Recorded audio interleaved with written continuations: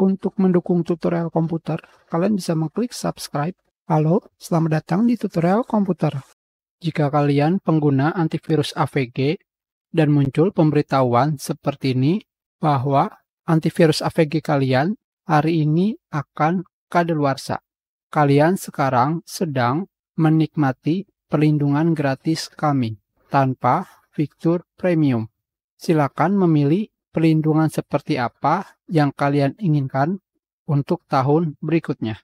Di sini kalian pilih Select Protection.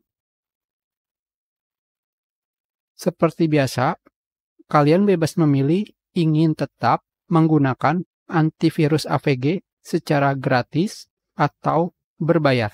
Di sini kalian bisa melihat perbedaan antara gratis dan berbayar. Jika kalian memilih berbayar, di sini terdapat harganya dan kalian tinggal pilih select. Seperti ini.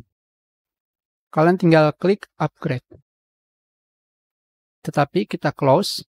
Sedangkan jika kalian tetap ingin memilih antivirus AVG versi gratis, kalian kembali pilih select protection dan kalian pilih select. Setelah kalian memilih tetap menggunakan antivirus AVG gratis, sekarang kalian sudah kembali menggunakan antivirus AVG gratis dan kalian tinggal mengklik no thanks. Selanjutnya, pemberitahuan seperti tadi tidak akan kalian lihat lagi untuk sementara waktu. Kita sudahi, terima kasih.